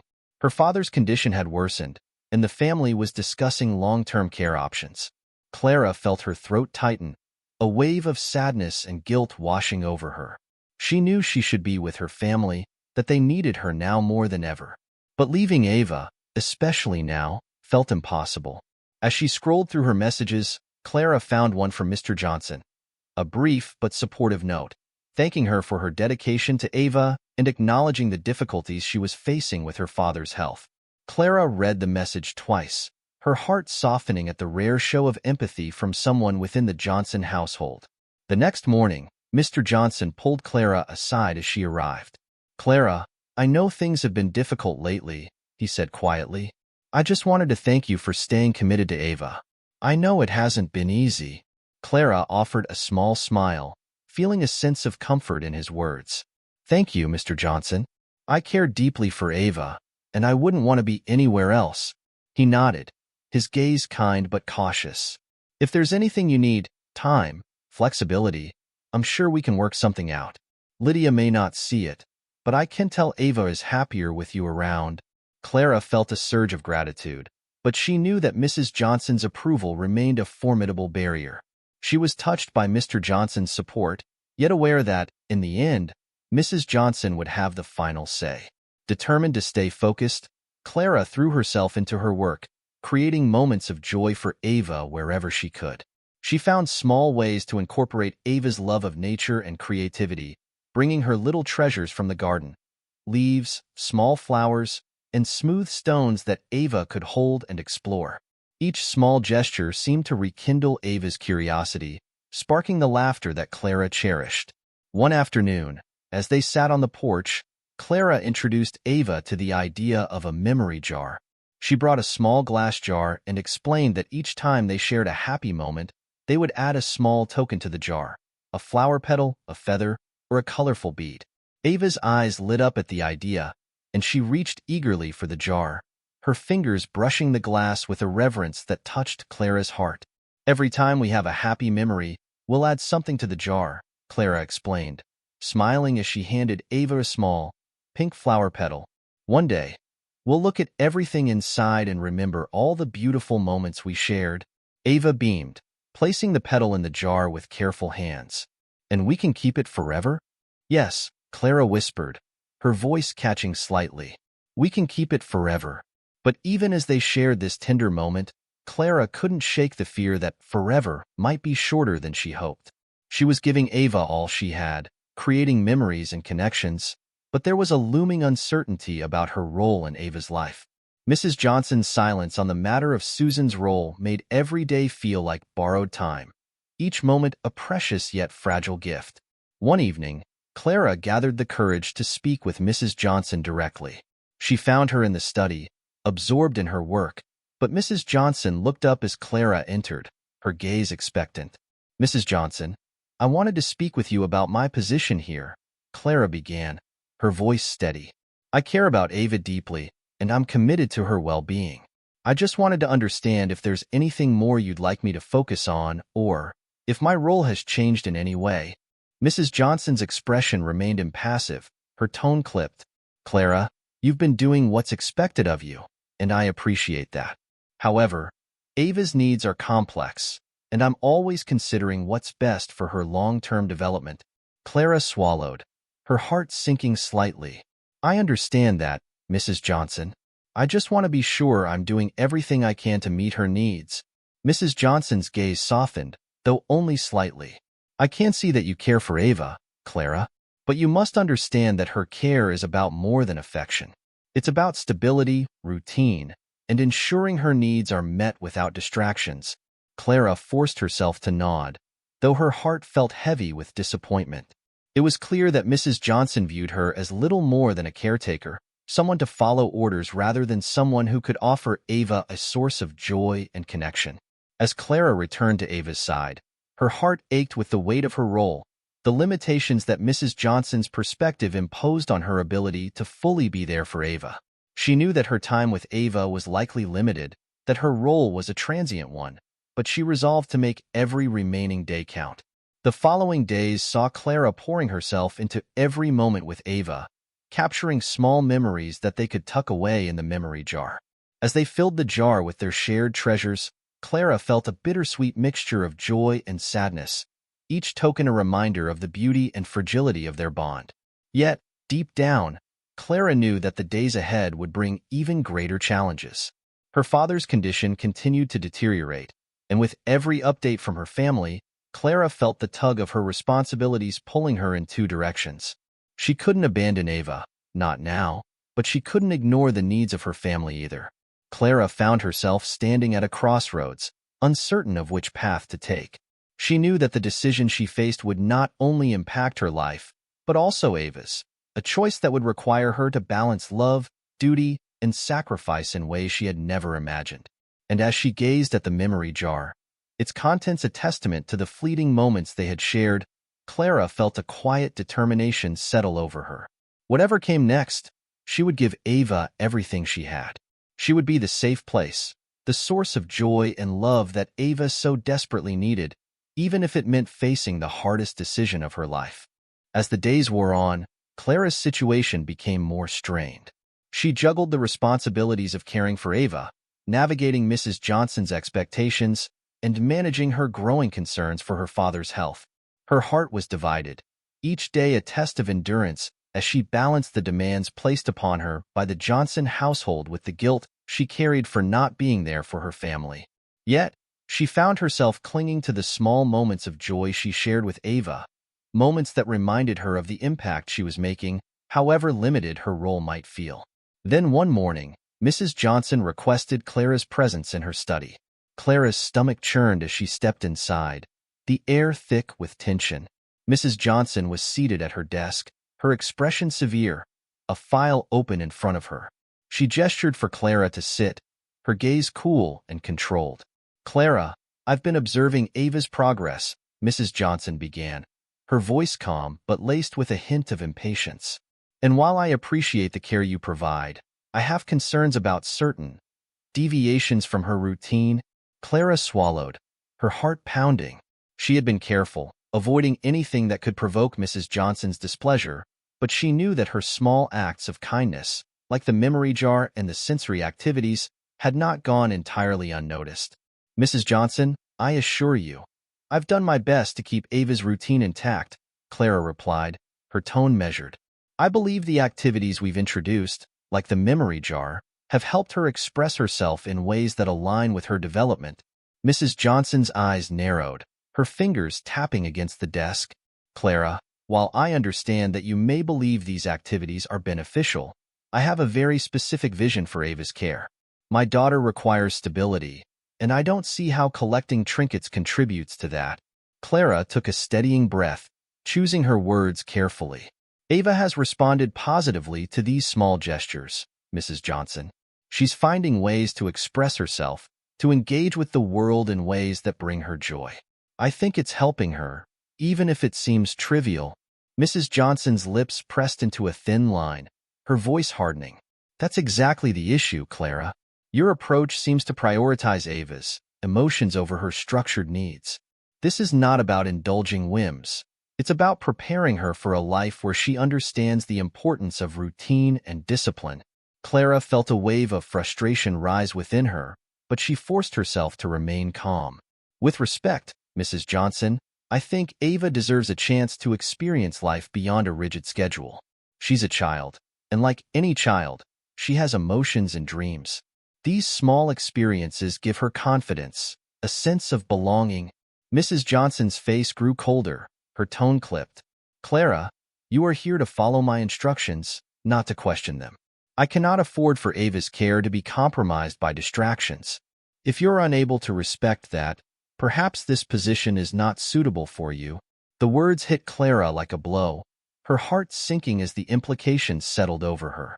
Mrs. Johnson's mistrust was clear, her commitment to control unyielding. Clara realized in that moment that Mrs. Johnson didn't see her as a true part of Ava's life, but merely as an employee, a tool to enforce her vision of care without deviation. Clara forced herself to hold Mrs. Johnson's gaze, fighting back the emotions that threatened to overwhelm her. "I understand, Mrs. Johnson," she said quietly. "I am here for Ava, and I will continue to respect your guidelines. But please understand that everything I've done has been in her best interest." Mrs. Johnson's gaze softened only slightly, but the unyielding edge in her voice remained. "I hope you remember that, Clara. Ava's future depends on consistency, and I expect you to uphold that without question." Clara nodded, her heart heavy with resignation as she rose to leave. But as she reached the door, Mrs. Johnson's voice stopped her. "One more thing, Clara," she said, her tone chillingly calm. "Susan will be taking on a more active role in Ava's care. I believe her experience can offer the kind of stability Ava needs, and I expect you to work cooperatively with her." Clara's heart sank further. She knew this was Mrs. Johnson's way of asserting her control, a silent reminder that her role could be replaced at any moment. Clara managed a nod, forcing a smile that didn't reach her eyes. "Of course, Mrs. Johnson. I'll work with Susan in whatever capacity you require." As Clara left the study, a sense of defeat washed over her. She had tried, in every way she knew, to be there for Ava, to create a space where the little girl could feel loved and valued. But Mrs. Johnson's refusal to see beyond her rigid control had turned her efforts into a battleground, each act of kindness viewed as defiance, each moment of joy an affront to the carefully constructed world Mrs. Johnson had built around her daughter. That afternoon, as Clara returned to her duties, she noticed Ava's subdued demeanor. The little girl seemed quieter, her usual brightness dulled. Clara knelt beside her, taking her hand gently. "Ava, are you all right?" Clara asked softly, her voice filled with concern. Ava looked at her, a sadness in her eyes that seemed far beyond her years. "Why does Mommy not like you, Clara?" she asked, her voice barely a whisper. The question took Clara by surprise, her heart aching at the vulnerability in Ava's voice. She searched for the right words, something that could reassure Ava without revealing the tension between her and Mrs. Johnson. "Sometimes people see things differently," Clara said gently, choosing her words carefully. "But I'm here for you, Ava. I'm always here for you." Ava nodded, though the sadness remained in her eyes. She held Clara's hand tightly, her small fingers wrapping around Clara's as if clinging to a sense of stability that even she sensed was at risk. As Clara looked down at the little girl, a fierce determination settled over her. She couldn't change Mrs. Johnson's mind, couldn't erase the barriers that stood between her and Ava, but she would stay as long as she could. She would be there for Ava, even if it meant enduring the unspoken hostility, the subtle dismissals, the constant reminders that she was little more than an outsider in the Johnsons' world. That night, as Clara lay awake, her thoughts drifted to her father, her family, the life she had put on hold for Ava. She knew the time was nearing when she would have to make a choice between her family's needs and her dedication to Ava, between her own sense of duty and the painful realization that her role with Ava was under threat. Yet, as the days passed, Clara felt a growing resolve. She would not let Mrs. Johnson's control strip away the connection she had built with Ava. Whatever decision lay ahead, Clara would make it with the knowledge that, for however long she was in Ava's life, she had given everything she had. And though her heart was heavy, burdened by the choices she faced, Clara knew that her time with Ava was more than a job.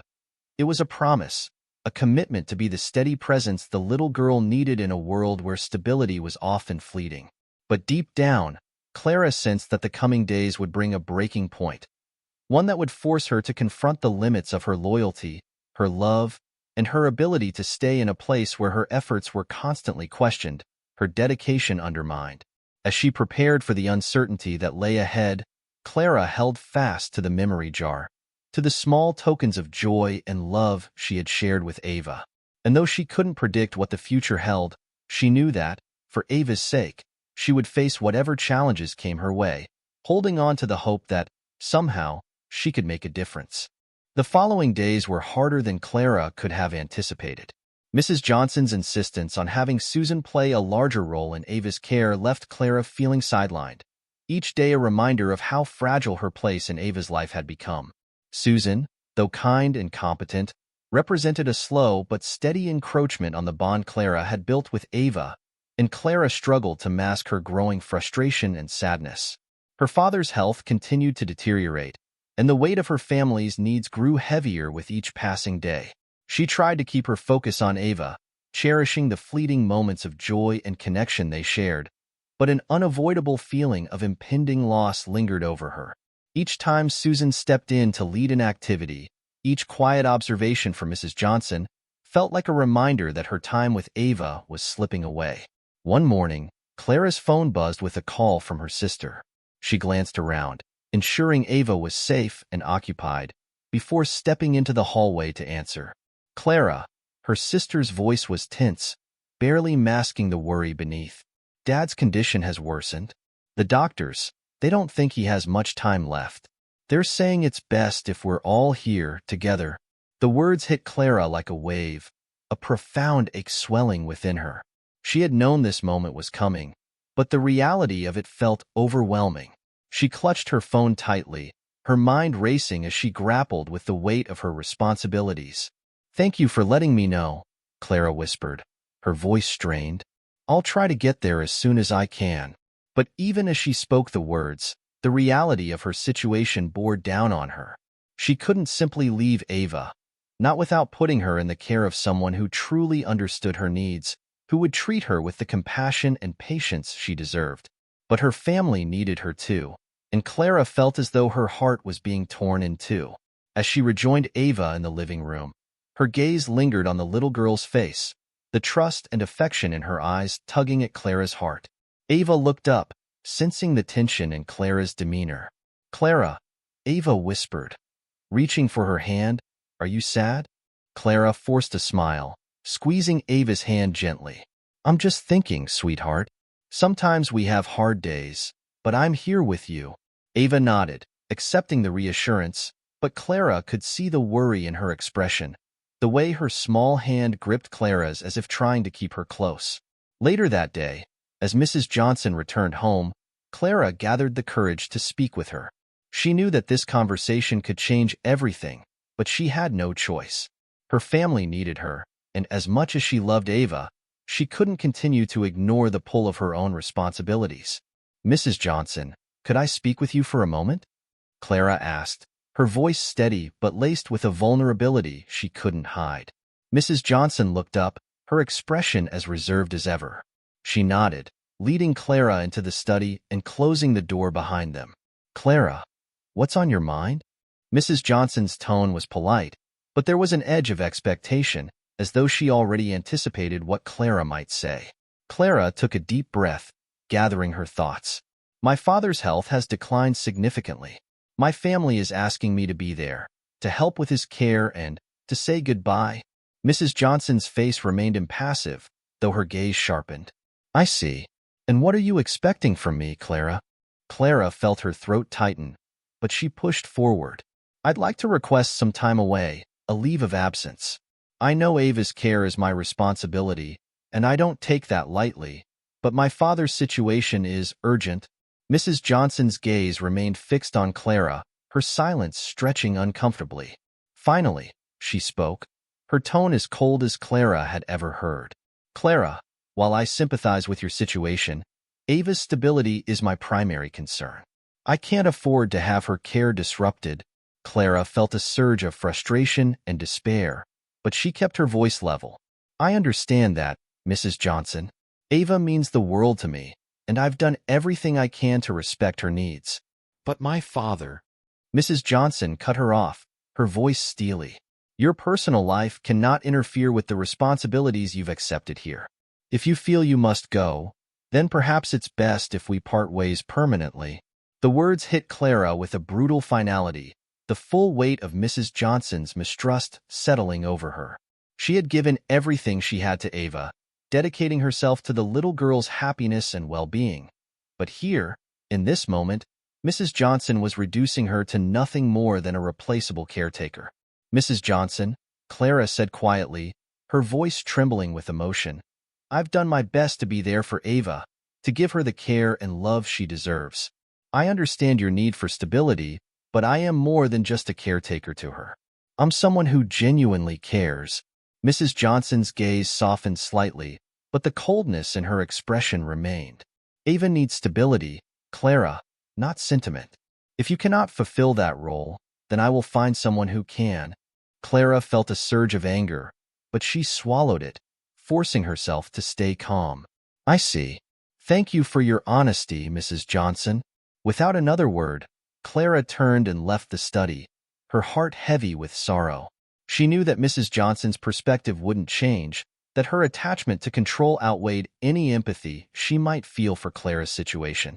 As she returned to the living room, she found Ava waiting, her eyes bright with curiosity and concern. Clara knelt beside her, taking Ava's small hands in her own, and forced herself to smile, though her heart ached with the knowledge of the decision she would have to make.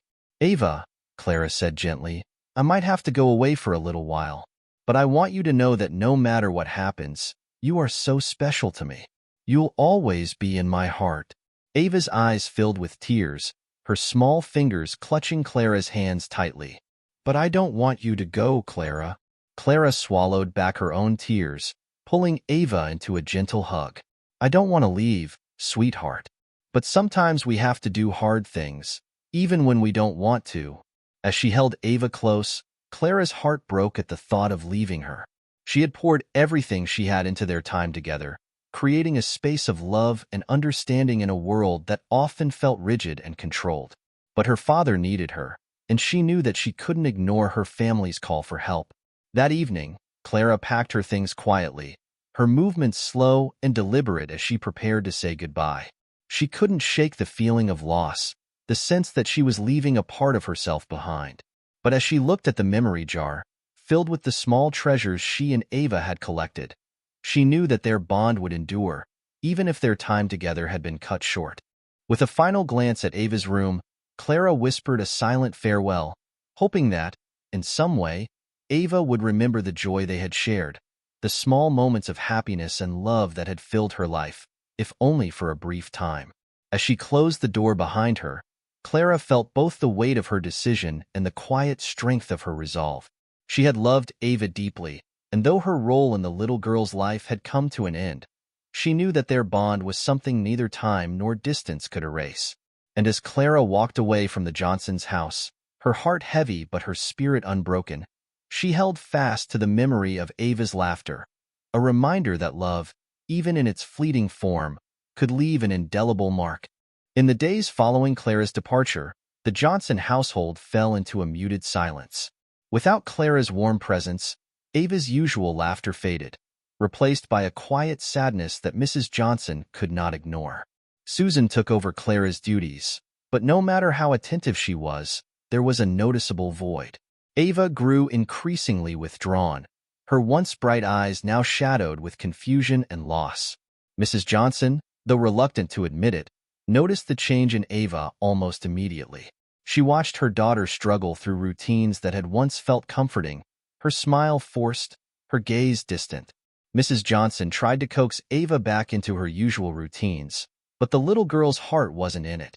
Each attempt to cheer her up was met with a quiet resistance that left Mrs. Johnson feeling both helpless and frustrated. One evening, as she sat in her study, Mrs. Johnson found herself thinking about Clara, about the soft way she spoke to Ava, the sense of warmth she had brought into their home. Though Mrs. Johnson had dismissed Clara's methods as indulgent, she couldn't deny the effect Clara had had on her daughter. The joy and connection she had fostered with Ava were now painfully absent, and Mrs. Johnson began to feel the weight of her decision. Mr. Johnson noticed the tension as well, his usually reserved demeanor giving way to moments of quiet concern. One evening, as he and Mrs. Johnson sat in the dimly lit living room, he finally voiced the question that had been on his mind since Clara left.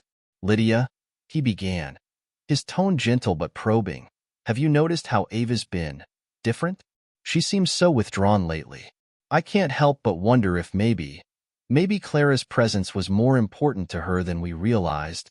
Mrs. Johnson's face tightened, her usual composure faltering. "Ava just needs time to adjust," she replied, though her voice lacked its usual conviction. "Clara's methods weren't what I wanted for her. Ava needs stability, not indulgence." Mr. Johnson sighed, his gaze softening. "Lydia, I think you're misunderstanding what Clara gave Ava. It wasn't indulgence, it was connection. Ava felt safe with her. Maybe we underestimated how much that mattered." Mrs. Johnson's silence stretched, her gaze drifting to the doorway of Ava's room. She could hear her daughter's quiet murmurs, talking to herself in the soft, tentative way she used when she felt lonely. Lydia's heart clenched, an unfamiliar sense of regret creeping in. She had always believed that structure and discipline were the most important things for Ava, that love could only flourish within the boundaries of control. But now, seeing her daughter's sadness, Lydia began to question her assumptions. The turning point came one evening when Mrs. Johnson found Ava sitting alone in her room, clutching the memory jar that she and Clara had filled together. Inside were the little treasures they had collected, Petals, small stones, colorful beads, each one representing a moment of happiness. Ava held the jar close, her small fingers tracing the glass as she whispered Clara's name, her voice filled with longing. Clara would understand, Ava murmured, her eyes shining with unshed tears. She always knew how to make things happy. Mrs. Johnson felt her chest tighten at her daughter's words, a pang of guilt piercing through her usual resolve. She had dismissed Clara's bond with Ava as inconsequential, even disruptive. Yet here was her daughter, clinging to the memories of that bond with a desperation that broke Lydia's heart. "Mommy," Ava whispered, her voice trembling, "can Clara come back? I miss her. She makes everything feel safe." For the first time, Lydia felt the full weight of her decision. She knelt beside Ava, placing a hand on her shoulder, her voice soft but filled with emotion. "Ava, I didn't realize how much Clara meant to you. I thought I was doing what was best." Ava looked up, her eyes filled with both hope and sadness. "Mommy, Clara loves me, and I love her." Lydia felt her heart break a little more, her carefully constructed beliefs crumbling under the quiet truth in her daughter's words. She had spent so long trying to protect Ava from anything unpredictable, anything that might disrupt the stability she had fought to create. But in doing so, she had denied her daughter the one thing that mattered most, a sense of belonging, a place where she felt understood and loved. That night, Lydia sat in her study, reflecting on her choices, her fears, and the love she had tried so hard to control. She knew that reaching out to Clara would mean confronting her own insecurities, her need for control. But as she thought of Ava's sadness, of the way her daughter's face had lit up in Clara's presence, she realized that sometimes love meant letting go. The next morning, Lydia picked up the phone, her hands trembling slightly as she dialed Clara's number. She wasn't entirely sure what she would say, only that she owed it to her daughter to try. When Clara answered, her voice was filled with quiet surprise, a mix of hope and caution. "Mrs. Johnson?" Lydia took a deep breath, her voice steady but vulnerable. "Clara, I wanted to apologize. I didn't understand how much you meant to Ava, how much you've done for her. I was too focused on my own fears, on keeping everything in control. But I see now that Ava needs you more than I realized." There was a pause on the other end, and Lydia could hear Clara's soft intake of breath, the quiet emotion that laced her response. "Thank you, Mrs. Johnson. I only ever wanted to be there for Ava, to help her feel safe and loved." Lydia swallowed, forcing herself to continue. "Would you consider coming back? Not just as Ava's caretaker, but as someone who truly cares for her. I understand if you can't, but I wanted you to know that you're welcome here if you're willing." Clara's voice was steady, but Lydia could hear the emotion beneath it. "I would love to come back, Mrs. Johnson. Ava means everything to me." As Lydia hung up the phone, a sense of relief washed over her. She knew that inviting Clara back meant relinquishing some control, trusting someone else with the care of her most precious treasure. But for the first time, Lydia felt that it was the right choice, a step toward giving her daughter the life she deserved. When Clara arrived that afternoon, Ava's face lit up with a joy Lydia hadn't seen in weeks. The little girl rushed to Clara, wrapping her small arms around her in a hug that spoke volumes. Lydia watched from the doorway, her heart swelling with gratitude and humility as she saw the bond that had blossomed between her daughter and the woman she had once dismissed. Clara knelt beside Ava, holding her close, her voice soft as she whispered, "I missed you, too, Ava, and I'm here for you always." And as Lydia looked on, she realized that love, true love, was not something she could control or shape to her will. It was something that thrived in the small, quiet moments, the laughter and trust that Clara and Ava shared. In that moment, Lydia understood that sometimes the greatest act of love was simply to let go. For the first time, Lydia felt a sense of peace, a freedom from the fears that had once controlled her. And as she watched Clara and Ava together, she knew that her decision had brought something beautiful into their lives, a connection that, while fragile, had the power to heal and transform. Clara's return to the Johnson household marked the beginning of a quiet transformation. The tension that had once defined her relationship with Mrs. Johnson softened, replaced by a tentative respect. While Lydia still held to her structured routines, she allowed Clara more freedom in her approach with Ava, observing without the constant scrutiny that had once shadowed their every interaction. In the days that followed, Clara and Ava resumed their routines, their bond growing stronger with each moment they shared. Ava's spirit seemed to revive, her laughter returning, filling the house with a warmth that had been absent since Clara's departure. Each day, they added a new memory to their jar: a pebble from the garden, a leaf shaped like a heart, even a small button they found tucked between the couch cushions. These tokens became symbols of the joy they reclaimed together, of the resilience Ava had shown through every difficult moment. One evening, as Clara was tidying up after Ava had gone to bed, she found herself face to face with Mrs. Johnson in the kitchen. The silence between them was no longer strained, but held a sense of mutual understanding. Lydia offered Clara a small, genuine smile, her posture more relaxed than Clara had ever seen. "Clara," Mrs. Johnson began, her voice soft, "I wanted to thank you for coming back. I know I've made things difficult for you, and I'm sorry for that. You've been more than just a caretaker for Ava, and I should have recognized that sooner." Clara felt a swell of emotion at Lydia's words, her heart warmed by the sincerity in her employer's eyes. "Thank you, Mrs. Johnson. I'm grateful for the opportunity to be here, to be part of Ava's life. She means so much to me." Mrs. Johnson nodded, a faint smile playing at the corners of her lips. "I can see that. And I think she needs someone like you, someone who can show her the world in a way I may not always be able to." Clara sensed the vulnerability behind Lydia's words, a quiet admission that spoke to the struggles Lydia faced as a mother. She realized that Lydia's strictness, her need for control, stemmed not from a lack of love, but from a fierce protectiveness that had once clouded her judgment. Clara felt a renewed sense of empathy, an understanding of the burdens Lydia had shouldered alone. "Mrs. Johnson," Clara said gently, "you've given Ava so much. The stability, the security you've built for her, those are gifts that only a mother can provide. I'm here to support that, to be the extra set of hands and heart that she needs. But I could never replace you." Lydia's eyes softened, a trace of relief and gratitude in her expression. "Thank you, Clara. That means a great deal to me.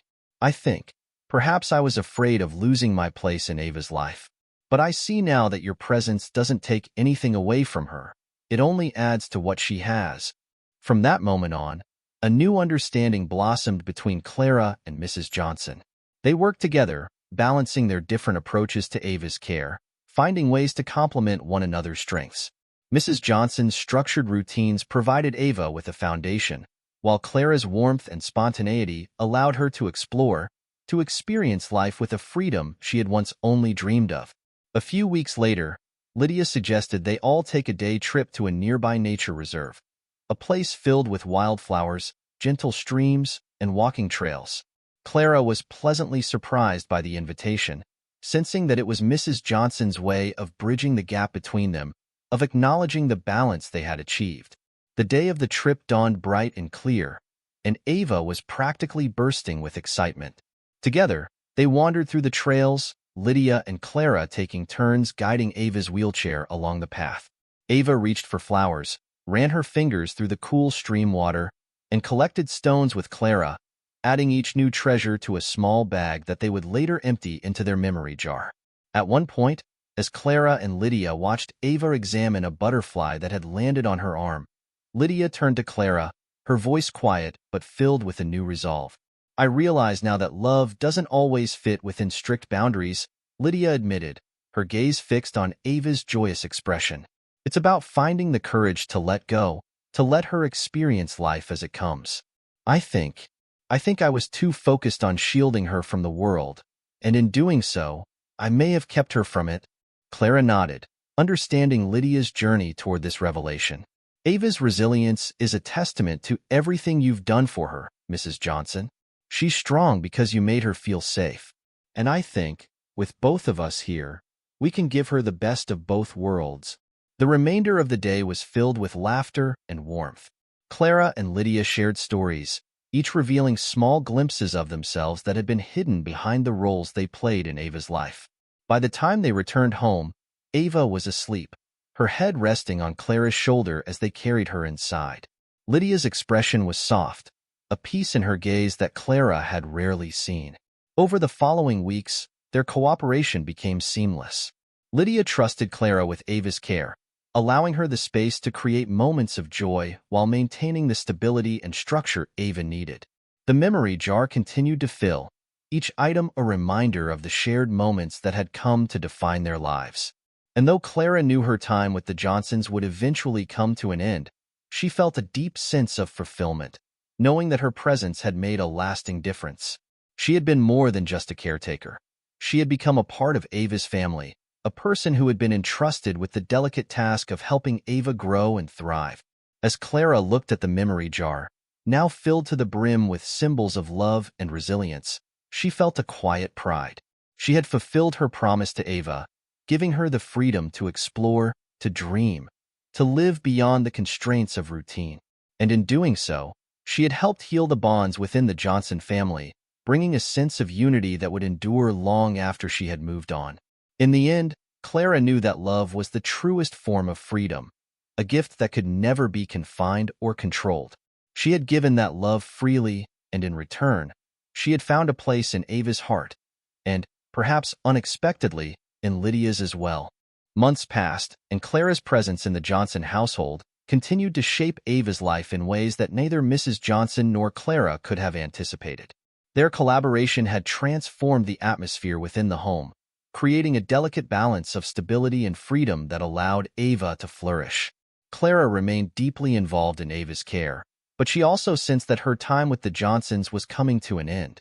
Ava had grown confident and resilient, prepared to face the world with the love and support she had always deserved. One evening, as Clara and Lydia sat together after Ava had gone to bed, Lydia turned to Clara, her expression thoughtful. "Clara," she began, her voice warm, "I wanted you to know how grateful I am. You've given Ava more than I ever thought possible, and you've helped me see that love doesn't have to come with limits." Clara offered a gentle smile, feeling a mixture of pride and sadness. "Thank you, Mrs. Johnson. Being here, being part of Ava's life, it's been a privilege. She's changed my life too." Lydia nodded, her gaze distant. "I know your family needs you, Clara, and I think it's time I let you go, even though it will be hard for Ava. For both of us." Clara felt her heart ache at the thought of leaving, but she knew that Lydia was right. Her family still needed her, and though her bond with Ava was irreplaceable, she had fulfilled her purpose. She had given Ava the foundation of love and trust that would guide her through whatever came next. In the weeks that followed, Clara prepared Ava for her departure, creating a smooth transition that would leave Ava feeling secure. They spent long afternoons together, filling the memory jar with their final shared treasures: tiny shells from the beach, a small feather, a shimmering piece of sea glass. Ava clung to each moment, her understanding of Clara's departure growing, though her questions revealed a bittersweet sadness. One day, as they sat by the window watching a gentle rain shower, Ava looked up at Clara, her expression a mixture of innocence and wisdom beyond her years. "Clara, will you still think of me?" Ava asked, her voice soft and filled with longing. Clara pulled Ava close, her own heart heavy with the weight of the goodbye that lay ahead. "Ava, you'll always be in my heart. No matter where I am, I'll carry you with me." Ava nodded, her fingers tracing the edges of the memory jar that now represented their journey together. "I'll keep our memories safe," she whispered, her voice filled with a quiet strength that made Clara's heart swell with pride. On Clara's last day, Lydia gathered everyone in the living room, her face warm but tinged with sadness. She presented Clara with a small gift, a framed photo of Ava, beaming as she held the memory jar, a testament to the love and resilience Clara had helped her discover. "For everything you've done, Clara," Lydia said, her voice filled with gratitude. "You'll always be a part of our family." Clara accepted the gift with tears in her eyes, her heart full of appreciation for the journey they had all shared. She hugged Ava tightly, whispering words of encouragement, of love, and of the unbreakable bond they had forged. As Clara left the Johnsons' home, she felt a mixture of sadness and fulfillment, her heart buoyed by the knowledge that she had given Ava everything she had. She knew that Ava would thrive, that she would carry forward the love they had built together, guided by the memories they had created. In the months that followed, Clara and the Johnsons stayed in touch, exchanging letters and photos that shared the milestones of Ava's life. Clara's absence was felt, but the impact of her presence endured. Ava continued to grow, surrounded by the love and stability that Clara had helped foster, her confidence blossoming in a way that honored the bond they had shared. And though Clara moved on, her love for Ava remained a constant, a quiet strength that connected them across distance and time. In her heart, she knew that Ava would carry the memory jar with her throughout her life, a symbol of the joy, the resilience, and the enduring love that had shaped her world. As time went on, the memory of Clara's influence remained woven into the fabric of the Johnson household. Ava continued to thrive, each milestone a testament to the strength and joy she had discovered through Clara's presence. The memory jar became a cherished symbol, a reminder of the happiness, resilience, and freedom Ava had learned to embrace. Lydia, too, found herself transformed by Clara's impact, her approach to motherhood softened and enriched by the lessons she had learned. In quiet moments, Lydia would sit with Ava and go through the memory jar, each item a doorway to the past, sparking memories of Clara's laughter, her patience, and the unconditional love she had brought into their lives. Lydia had once been afraid of losing control, of allowing anything or anyone to disrupt the careful balance she had created. But now, she understood that love, true love, was about allowing space for growth and vulnerability, about embracing the unknown and trusting in the resilience of those she loved. Ava's confidence continued to blossom, and she carried the lessons Clara had taught her into every new experience. She learned to trust herself, to seek joy in small things, and to embrace the world with a sense of curiosity and courage. The journey she had taken with Clara became the foundation upon which she built her future, shaping her character and giving her the strength to overcome any challenge. Clara, too, carried the memory of her time with Ava in her heart. Though she had returned to her family to care for her father and embrace her own responsibilities, she never forgot the love she had shared with Ava. In letters, she would tell Ava about her life, her family, and the happiness she had found, always ending with a reminder that Ava was still part of her heart. She took comfort in knowing that, no matter where life took them, their bond was unbreakable. For Lydia, the journey taught her that love could not be confined or controlled. It was a force that needed room to breathe and grow. She had learned to trust, to let go of her fears, and to allow the people she loved to experience life in their own unique way. And in that trust, she found a deeper connection with Ava, a love that was now stronger and freer than she had ever imagined possible. In the years that followed, the Johnson household grew to reflect the joy and balance that Clara had introduced. Each corner of their home, each item in the memory jar, served as a tribute to the journey they had all taken together. It was a journey marked by love, resilience, and the courage to embrace life fully, a journey that would forever be cherished in their hearts.